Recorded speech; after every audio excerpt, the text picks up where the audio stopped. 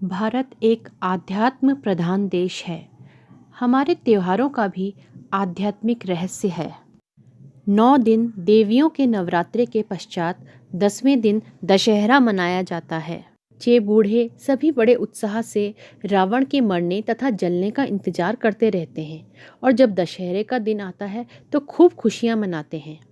अवश्य ही रावण हमारा शत्रु है, वरना किसी मित्र संबंधी के मरने पर तो मातम छा जाता है।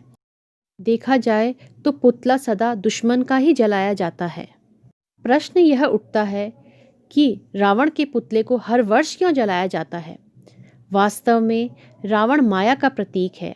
रावण के 10 सिर 10 विकारों के प्रतीक हैं। ये 10 विकार हैं: काम, क्रोध, लोभ, मोह, अहंकार, ईर्ष्या, द्वेष, छल, हठ और आलस्य।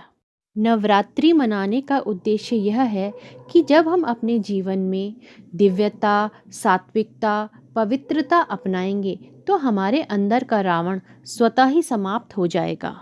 जैसे रामायण में दिखाया जाता है कि जब तक सीता लक्ष्मण रेखा के अंदर थी, सीता सुरक्षित थी। ये भी हमको एक मैसेज देता है कि जब तक हम अपनी मर्यादा की रेखा के अंदर हैं, हम सुरक्षित हैं।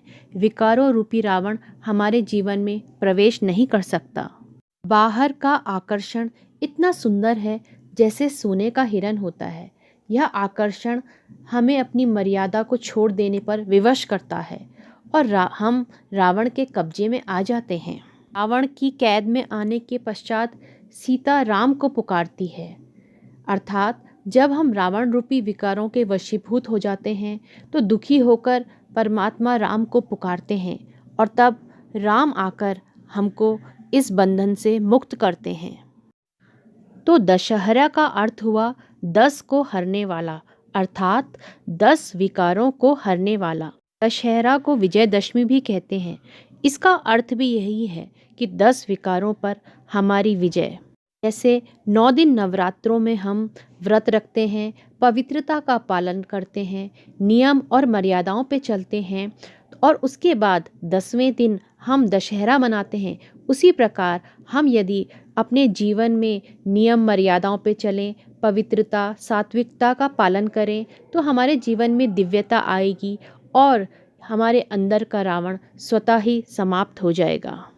इस प्रकार से हम वास्तविक जीवन में भी दशहरा मना सकते हैं और हमें बार बार इस रावण को जलाने की आवश्यकता नहीं पड़ेगी, क्योंकि एक बार जब हमारे अंदर का रावण समाप्त हो जाएगा तो फिर हमारे जीवन में खुशियों की दिवाली आना निश्चित है।